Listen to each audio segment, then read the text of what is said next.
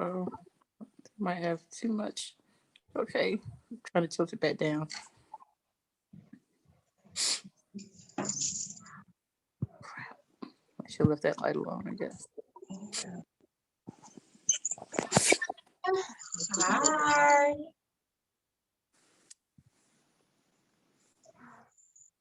Can you hear us? I can hear us. Okay, perfect. You look beautiful. Thank you. Um, After months on disability. all right. So first of all, thank you, Niliaja, for joining us for our first Mama Crush Monday. We are so glad you're here. I met you, and it was just so amazing the first time I met you. So I'm very excited to have you on. I met Niliaja through Jessica. And just to get us started, Niliaja Mangum is a mom to two daughters, ages 6 and 18. She's an engineer at E-Trade and also a business owner of Transform, which is an interior decorating firm. She's a breast cancer survivor. Woo! In 2017, and again, our first guest on Mama Crush Monday. So we are so happy to have you here, Niliaja. Thank you for joining. I'm honored. And listen, in honor of you being our first Mama Crush Monday, we will be sending you, well, next time you come to my house, we can get you a crush soda, okay? Because we are crushing on you. And it's so funny, like I said, we were planning to do Mama Crush Mondays. This is our first one. And you were like the first person that came to my mind. And it was so funny that this morning when I called you and I'm like, yeah, can you FaceTime me real quick? And it's like 8 o'clock in the morning and your face beat, hair done, outfit on. And I'm like, where are you going, girl?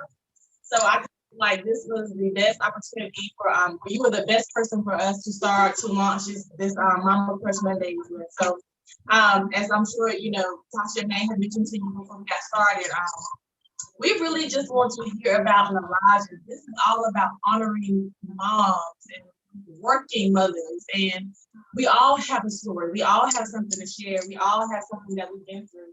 And so, you know, your story is so inspiring to me that I just feel like anybody that hears this will be inspired. So tell us about your story, a bit about your background. We're going to go on mute and just let you have the floor, okay? Okay. Well, I guess it all started about 20 years ago when in college. I met my college sweetheart. We decided to get married before I graduated, and I became pregnant with my oldest daughter. I'm sorry. Can you hear us? So it looks like, are you able to see us? Are you able to see our camera? I can't see you. Oh, okay. So yeah. Give us just a minute. Okay.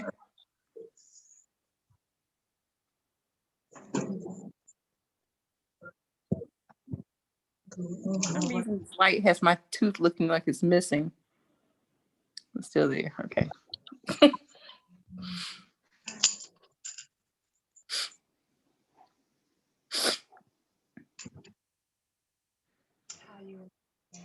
So go back to Zoom. We're on YouTube right now. Mm-hmm. We have to start over, but it's okay. Yeah. That's not what I want. You still there, Niliaja? I'm still here. Okay.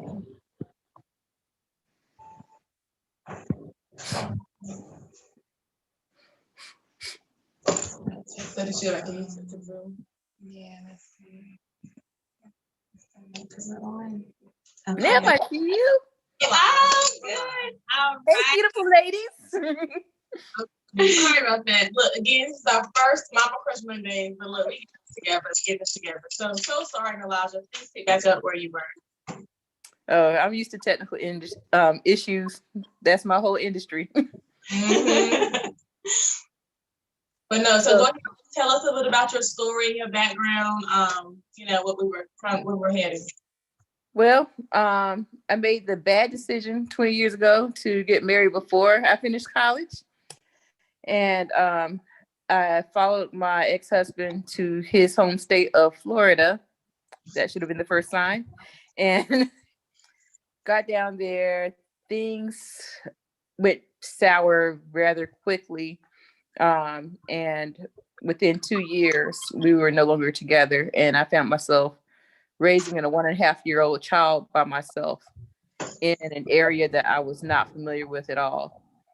And it was hard. I think I really went through my true spiritual awakening at that point, because before I grew up in church, and you hear the Bible stories, you're like, oh, that's nice. That's pretty much the essence of it.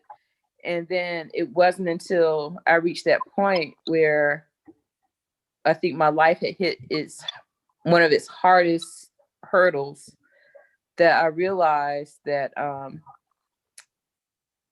I saw something different out of my spirituality that I saw before. And I stopped looking at it as religion, but spirituality, Yeah. and having an intimate relationship with God. And it, Yeah. yeah, and it really changed my life in the way I looked at things. And I remember when my ex walked out, it was hard on me because I'm a child of divorce, and my mom told me a lot of things growing up, um, that she said I couldn't do because, you know, I was in a single family household. Because, I lived like a typical middle class lifestyle up to the age of 9. I had my mother, my father. We stayed in a nice, well mixed neighborhood, very diverse neighborhood. Went to a pretty good school. Was happy. Never. I didn't even know what divorce was. Right. Just completely oblivious, living the greatest life, loving Michael Jackson and Madonna, and just living my best life. And then Uh-huh. all of a sudden, my parents are having discussions with me. Well, do you want to stay with mama or daddy? And I'm like, both of you. What are you talking about? And that's when my life turned upside down. And the reality, and I used to play cello. I wanted to be part of the Girl Scouts, and that was like my next move. I was in 4th grade, and my parents split up. All of that went down the drain. I could no longer play cello anymore. We had to move home to my grandfather owned a lot of property, so we moved in into one of his properties down the street from my grandparents. But the good thing about that is that I was exposed to so many older people in my family, because the whole neighborhood was filled with family members. Yeah. Right behind me was my great aunt and uncle, and then 2 doors from them was my great grandmother, my great aunt, and everyone else was like close friends of the family. My grandparents lived down the street.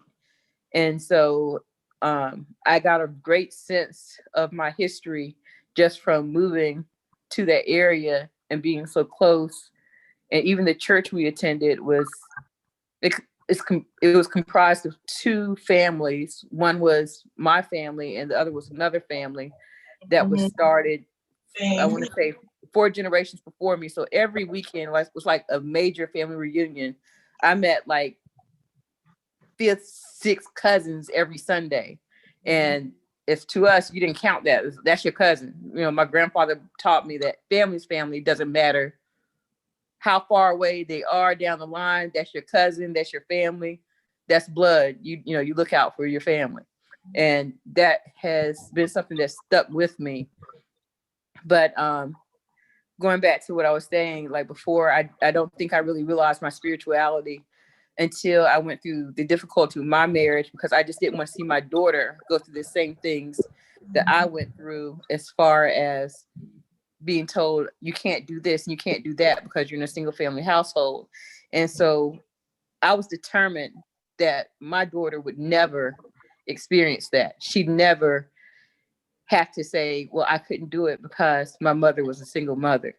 Right. And that has been what I've um, really fought against most of her life. I At first I did struggle. The job I had was paying peanuts. I was basically living off of school loans. And What did you tell me you were making when you first started out? When you were I'm, separated? I'm sorry, How much were you making when you first separated from your husband? like $10 an hour. Telling me that. And because I was brought in through a temp agency at Lockheed Martin, and at first I was supposed to just be doing some administrative work. Then they hired me on, and the next thing I knew, because my background was in computer science, and a lot of the activities they had us doing was very manual. And I was like, I can automate this. So I started writing programs to automate a lot of my tasks. And I was like, this is stupid for me to sit here and do this. And my director realized I had a talent, and he took advantage of it. He had me trained in another form of engineering, and had me doing the same work, had me supervising a team of 4 people on a special project, and never did increase my pay. Still had me in the same position. I was making less than everyone else on the team, but I had a team of 4 people under me and was doing engineering work. And I asked them, I said, I didn't even want the salary that came with the engineer. I just wanted to be paid the same as everyone else who's entry level, which I wasn't. I was $5,000 a year less than that. And I was told over and over, oh, we'll take care of that. We'll take care of that. They never did. And I was just struggling, trying to raise my daughter and trying to make sure she didn't lose out on anything. So she was about 2 or 3. She wanted to take ballet. So I put her in ballet. I put her in gymnastics, and I didn't eat lunch. I just wanted to make sure she was taken care of. There were times I didn't eat dinner because I wanted to make sure she was taken care of. I don't think she ever realized exactly how much we were struggling. I Right. just wanted her to experience, and then I would save up to take her out to nice restaurants so that she would not be surprised or go through culture shock, if she ever had to go to a place like that. I wanted her to be used to things and never have to experience someone trying to tell her, well, I'm exposing you to this. And I wanted her to be used to things so no one could ever hold that over her head. And so after a while, I always made sure that I in my spirituality, that I asked God permission before I did certain things. And so I was so frustrated with that job. And I one day I just applied for another position with our competitor. And I thought about it afterwards. I said, I shouldn't have reacted out of anger. I should have consulted with God first. And I felt bad about it, so I shouldn't have done it. Well, lo and behold, they called me back. And I was like, oh, you're really interested? Okay. So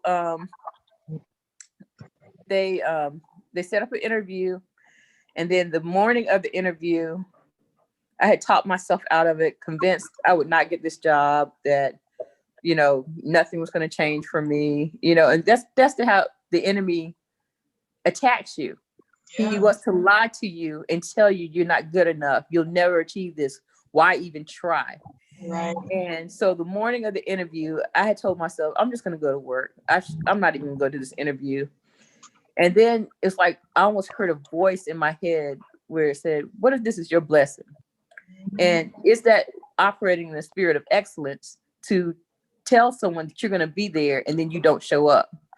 And so I was convicted. I got up, got dressed. I went to my interview, convinced I wasn't going to get the job. I was so relaxed because I was like, I'm not going to get this, but I'm just going to go ahead because I already made the appointment. Get in there, I interview with them. I'm so relaxed and I'm just having a conversation with them. I love the people. They were just so easy to talk to. And I left and went to work. I had a female mentor at Lockheed Martin that really looked out for me.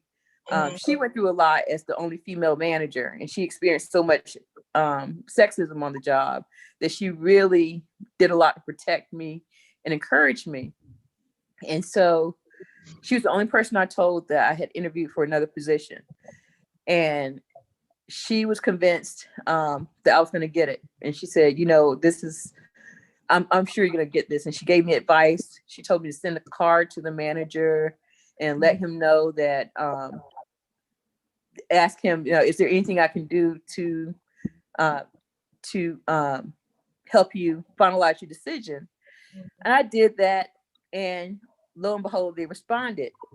And when he called me back, he said, well, honestly, you did not qualify for the position because you have to have a flexible schedule. And with you being a single mother, you don't have a flexible schedule for this position. And I said, oh, okay. And it was a help desk position. And so I said, well, I kind of expected that. But before he could say anything, he said, but however, we have an engineering position we'd like to offer you. And I was like, what? Totally superseded the help desk position I asked for. They doubled the salary that I had at Lockheed when I had only been asking for $5,000 more. And I was just like blown away. It was like the doors had just opened for me. And one thing I had learned in my walk, my spiritual walk, is that there are things that will happen that's not in line with how they should happen in the natural, that God will open up in a spiritual way that that it couldn't have been no one else but him. So not only did they offer me this position, I found out later on, they created the position for me. They didn't even have a rec out for that position. They took my resume, copied and pasted the words from my resume into the rec, then offered me the position. That's favor. That's favor. Yeah. And then the other thing that happened after that, so a couple of years later, I got a lot of experience on that job. It really was the catalyst for my career, for launching my career. And eventually they had layoffs, and I got caught up in the layoffs. And it was right around the same time my grandfather was dying in North Carolina, and I wanted to be closer. I kept applying for jobs in Atlanta, but nothing was really materializing. Meanwhile, I kept getting calls out of DC for jobs, and I never did apply for any jobs in DC. But left and right, I was getting all these calls, and then I thought about it, like, wait a minute, why don't I just go to DC? If everyone's trying to get me to move there and they're offering me jobs, why am I fighting over a position in Atlanta? So I moved to DC and took a position with a elite partner of BMC Software, and they actually doubled that salary that I had before. And I mean, I'm talking about increase on top of increase on top of increase every time I moved into another position. And it enabled me to have a salary that was pretty much the equivalent of two parents making good money. I'll put it like that. So financially, my daughter didn't miss out on anything that she would have if she had two parents at home. Now, that's not to say that her father's absence wasn't felt.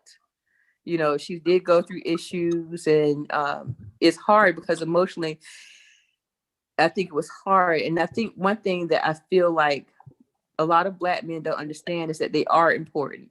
They do matter. And your presence is needed. And I don't think we tell them that enough. I think a lot of times they hear the bashing and they feel like they aren't valuable, that they aren't needed, but they are. And one thing I wanted my ex-husband to understand, because he felt like if he paid child support, that he's doing his job. And I'm like, a child can't hug a paycheck. And I know a lot of you keep the money if your presence is there. Right. Right.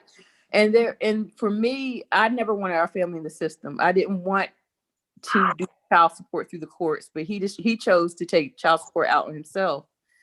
But to me, his presence was more important than we could work something out financially. And I felt like that's something we could have done between ourselves. But my main thing is truly being dedicated to this child that we brought into this world. But I just think he lacked the understanding of how important that was, and I don't think he really understood how important he was.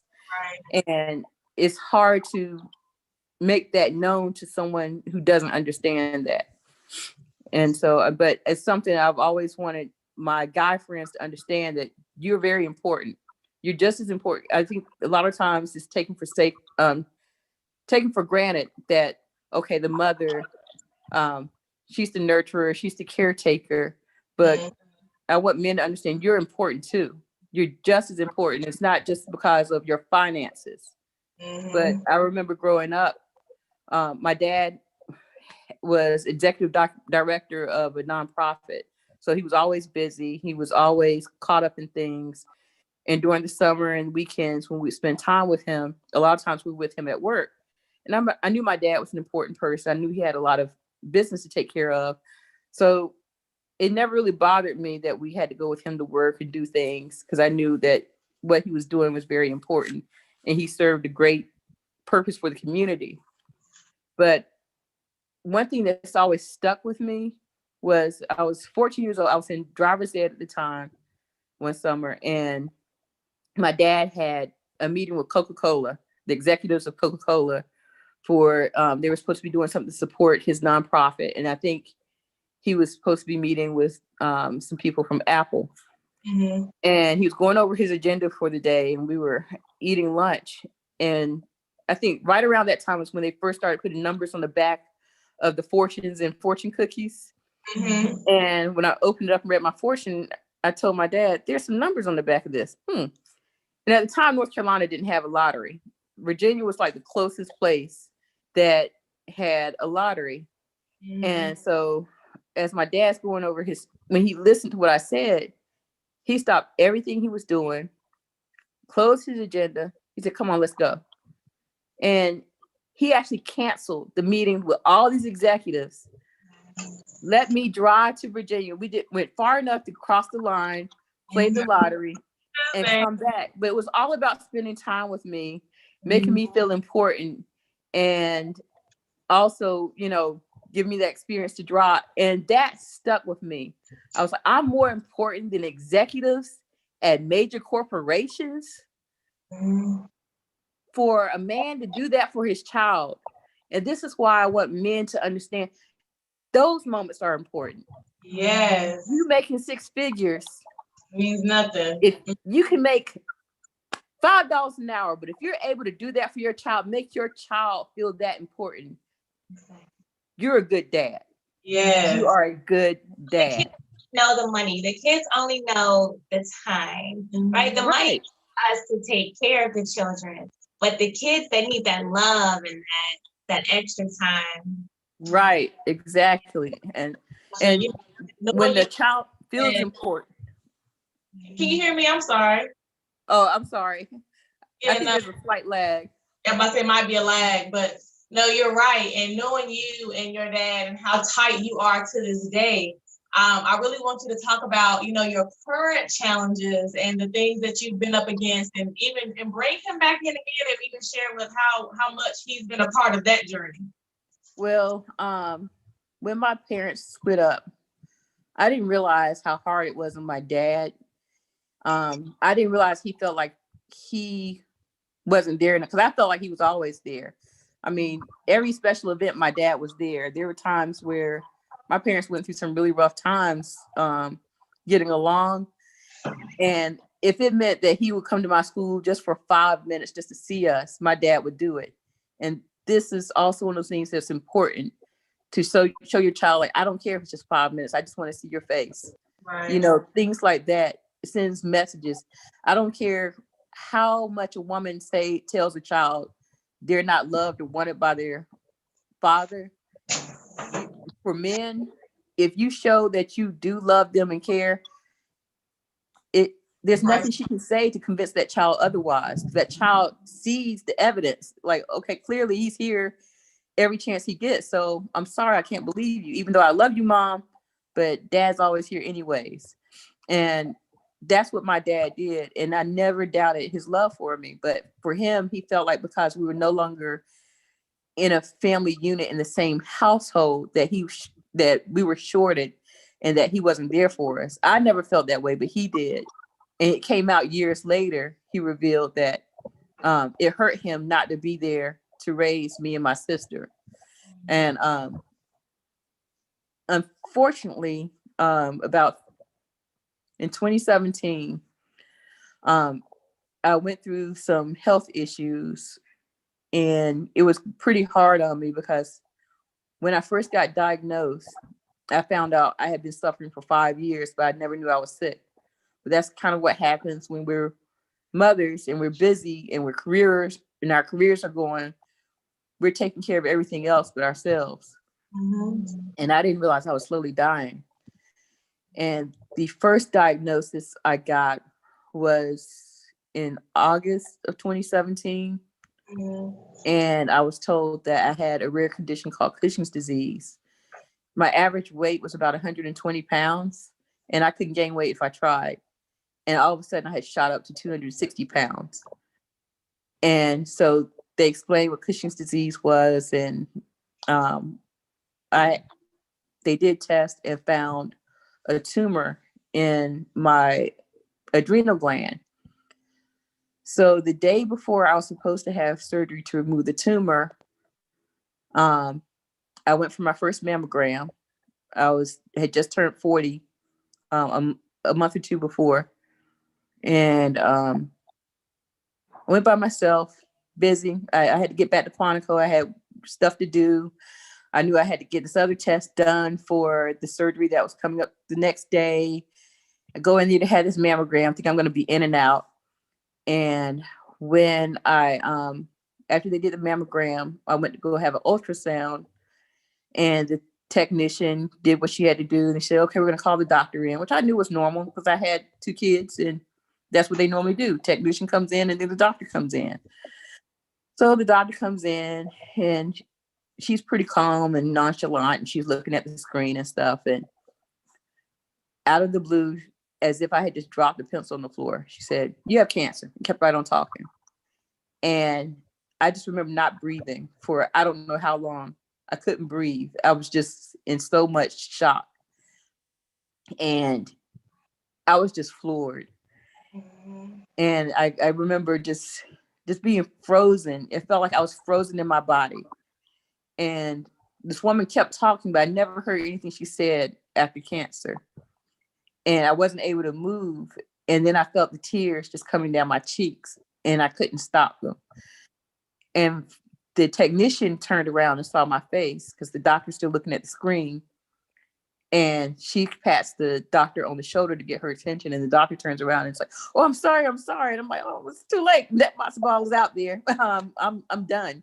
And I started thinking about my oldest daughter was 15, but my youngest was only 3. And I thought, she's never going to remember me. She won't even remember who I am. And I was just devastated. And things went downhill pretty quickly. I had the surgery the next day for the adrenal gland as planned. But then I had immediately scheduled um, surgery to have the mastectomy. And I had to make the decision, did I just want to remove the tumor in my right breast, or should I remove the entire right breast, or should I have a double mastectomy? So I chose to go all the way because it would reduce the chances that I would have to have chemo. And I had, in November, I went ahead and had the double mastectomy and had both breasts removed. And I ended up, they had complications with that surgery. So I had to come back and have the rest of the surgery performed a couple of weeks later. Um, After that surgery, I had more complications a couple of weeks later. And I was in and out of the hospital every 2 weeks between October and December of that year. I had so many surgeries um, within that short period of time that I woke up one morning and I couldn't walk. And I had to, I had to use a wheelchair. But my dad, he came and stepped in, took care of both my daughters and me. And I thought it's kind of funny that, you know, he thought he never had a chance to raise his 2 girls. And he is raising his two granddaughters and taking care of his daughter. So he got that opportunity back. And I thought, that was, that's God. When you think that opportunity is stolen, it comes back in a way that you just don't expect it. So, but I mean, we've always been close, but that definitely brought us closer. And we got to know each other on a different level than we knew before. I saw my dad. My dad is also a Vietnam vet, and he's suffered from PTSD for years. But he wasn't even getting himself treated because he was so busy taking care of me. And he was allowing his own mental health to fail. And I know it was hard on him because of some of the things that he see in Vietnam, and to turn around and almost lose your firstborn child was tough. But I liked, after I went through so many things with the local oncologist in Virginia, I ended up deciding to go with Cancer Treatment Centers of America in Philadelphia, and they were awesome. I recommend anyone who gets that unfortunate diagnosis, call Cancer Treatment Centers of America. They really walk you through a complicated process and make it a lot more simple, reduce the level of stress that you had to go through with typical oncologists. And but they didn't just treat me, they looked out for my dad. They told him, like, you got to take care of you in order to take care of her, so you need to get treatment as soon as you can. And that was very valuable. But I've learned so much through my spiritual walk and all of that, and just to and the things that I've learned, that I can kind of recognize when I'm disciplining my children. I feel like God does with me too. He's disciplining me, and I'm like, oh gosh, you know. So I will say, listen, I'm giving you a whole 6-pack of these because I'm pushing on you, and let me tell you why. Because when so having a child is just a thing anyway, right? Like being a woman is a thing, but when you have a kid, and it's such a blessing to have a healthy kid, but being a mom, the caretaker, the nurturer, and then you're sick, and I hate that we used to live like 5 minutes from each other, and then during that time you moved deeper into Virginia and I moved deeper into Maryland, and we went our separate ways. But I remember talking to you and even seeing you at the hospital, and only just thinking to myself, being a single mom with a 15-year-old and a 3-year-old, like and battling the things that you were battling, I have to take hats off, commend you, because yes, we all go through our things. Being a single mother is a whole lot, and I've seen how much it put on your oldest daughter, and we're kind of now seeing the residuals of the things that's kind of happening with your youngest daughter. But I just want to say thank you, hats off. We're going to keep up with you along your journey, and I know this is very deep and it's so rich, and it's your testimony, but let's make it a little bit more lighthearted. We want to know, even through all the challenges and all the things you've been through, and the things that you overcame and you survived.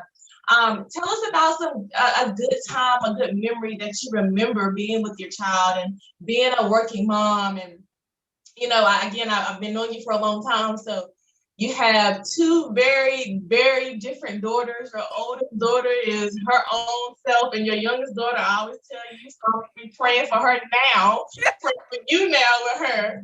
But just share something with us that that you learned, that you took away, that was a little bit more lighthearted. One thing I can say,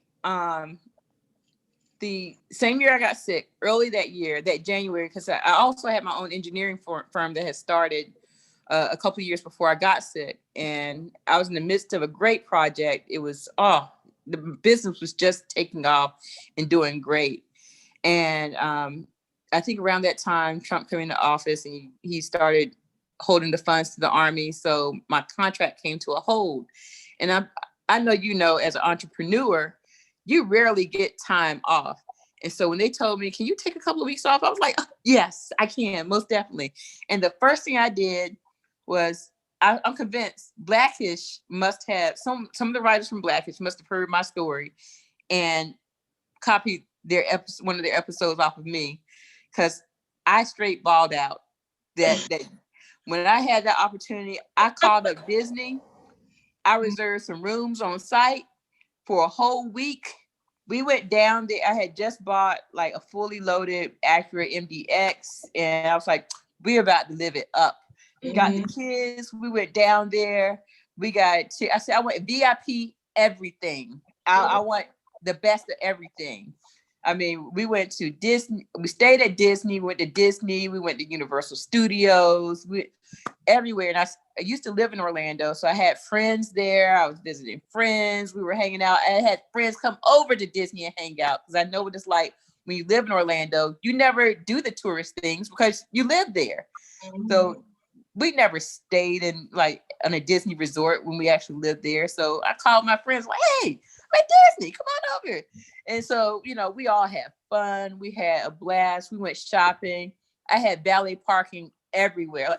No, we don't walk. No, give me, we want the best. Yeah, we're not going to do that. Oh, no, we don't walk. Oh, that's extra. Yes, I know. That's fine. That's what we're going to do.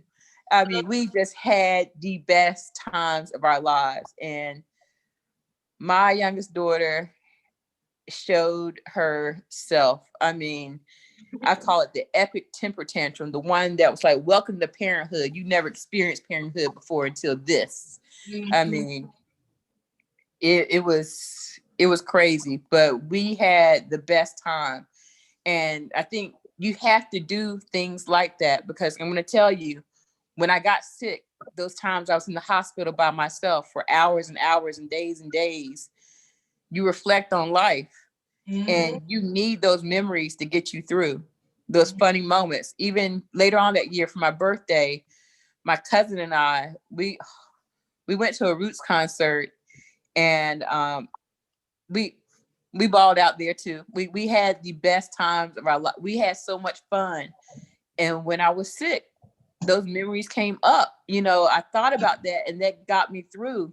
So it's important to take the time to build good memories and have that fun, because you never know when you're going to need those memories to build you up and to keep you happy in really rough times. You remember that time we went to, I don't even know where we went, it was, I think, Delaware, and we went to a kid's birthday party. That's what it was. At the hotel. We were like, you know what? We got it. We want one from every station. We want something from the surf and turf. We want something from the seafood section. We had such a good time. The girls were good. And those are memories that you're right, you have to hang on to, and because you just never know when that day could be yours. So with that being said, we again thank you so much for the pearls and the gems that you have dropped. But if you had to tell another working mom, with children, single mother, struggling even with her health or on her spiritual journey or her finances or whatever it is, what would be just one piece of advice that you would give back? Be true to yourself and trust God. I think I had to learn over the years that I wasn't just mommy, that I was still a person before I became a mother. And you still have to have fun. You have to show your kids how to have fun, so they don't get caught up in bad stuff. They have a lot to deal with these days. Children have so much to deal with that we didn't necessarily have to deal with. And they need to be able to see their parents have fun sometimes and let their hair down and know that, things aren't so bad. Like, it might look bad, but when you come home, that should be your refuge. That should be your place of peace away from the world. And you've got to make that environment, and you've got to have a strong relationship with God. I mean, and it's personal. It's not about putting on a show for everyone or making it seem, because he already knows our flaws. He knows everything that we plan to do that we've done wrong. He already knows. So just go ahead. There's no need to lie to him. He knows. I mean, so you just have to be true to yourself, trust him, let him guide you, and, be who you are. We're all made differently for a reason, but it's all to uplift him. And in turn, he's uplifting us too. Yeah. And Niliaja, so for the final tip, how do you find that peace? Like, what is your number one way to find like the peace that you feel like you need as a mother? Peace of I just love to see my kids happy. When I see them happy and they're smiling, I feel like, okay, I might be doing all right. I might be doing a good job. Or, when they have those moments when they're loving towards each other, that's my favorite. I actually have a GIF on my phone now of the year I was sick, that Christmas. I came home from the hospital, I think 2 or 3 days before Christmas. I didn't even know I was going to be able to spend Christmas with my family. And at one point, my oldest daughter picked up my youngest daughter, and they're just grinning, and my youngest just kissed her like repeatedly. And I just love that moment that I put it in a GIF, and I just play it every so often just to see them loving each other and caring for each other. That's very important to me. Like I said, I was brought up where family takes care of family. You look out for your family. I don't care how far down the line they are. Right. And to see them do that makes me feel like I'm fulfilling what my grandfather taught me. Mm-hmm. Well, yes, that is so true. And again, I've been knowing you for so long, and your story has always been inspiring to me. She's my accountability partner. I told her the other day that it be days where I don't open my Bible app, and every day almost I get a thing that says, Niliaja has completed another plan. Niliaja has been reading verses. Niliaja has been doing this. So I appreciate you and the role that you play in my life. You are awesome. The way you love my daughter, and I love your kids, and we're just, maybe not blood kin, and actually we might be because we are both from North Carolina. You plugged them earlier. Well, that's something else I got to tell you. I found out I'm related to some Fosters. So I don't know if it's the same ones, but we need to look at. I have a family tree app that I'm going to show you. I've been doing the stuff since like 2015, 16, something like that. But tracing my roots back, and I think I have them traced back to 1733. But down the line, it was some Fosters up there, and I was like, oh. Yeah, look, we might be tired. Yes, but seriously, I just love you, and thank you so much for being who you are. Keep fighting, and your story. Again, we're gonna have another time for you to come back on, because another ministry or testimony that you have is having the breast cancer and what you went through. Because I'm dying to know, as a woman not having your breast, how does that make you feel? And even in the dating world, being a single mother, and I know you have your story, you've had your experiences, so we will definitely be bringing you back on. Thank you so much for being willing to put up with us in our first trial run and our technical difficulties that we've been experiencing. But we would definitely be looking forward to speaking with you again. And I just thank you for your encouragement. Again, that's why we're here, to support each other, especially as women, especially as mothers, and just along this journey, however we can share our testimonies to help others. Like, our tests are truly testimonies, and I'm sure that you are going to touch a lot of people and many more just through sharing your stories. That you are amazing. Like how much you overcome, and just thank you for sharing that with us and being open and vulnerable with us. Oh, well, thank you. And, I'm happy to be part of this. And I think it's important that we all share and we uplift each other, because I really believe in that adage that it takes a village to raise a child. And this is just our village, and it just keeps growing. Yeah, that's so true. Well, girl, you are our Mama Crush Monday.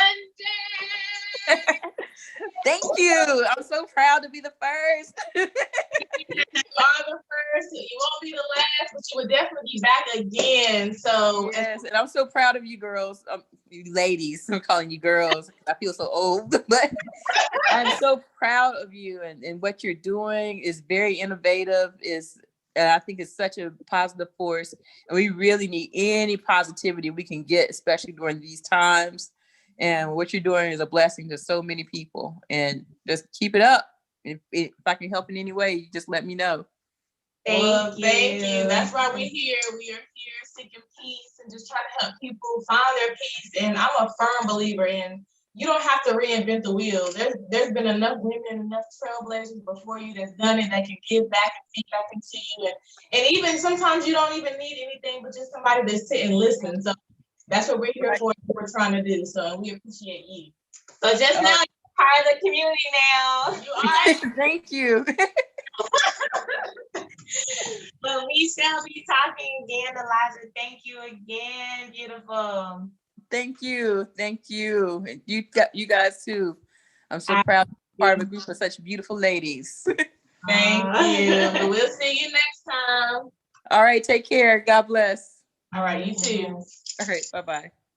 So thank y'all for joining us on Mama Crush Monday. Again, Niliaja has an amazing story, so we're going to keep up with her, and we'll be back to get more of her story. Follow us at The Peace Bridge, and stay tuned. Like, share, subscribe to our YouTube channel. We'll be doing much more of this and sharing our journey with you guys. All right. Till next time. Peace.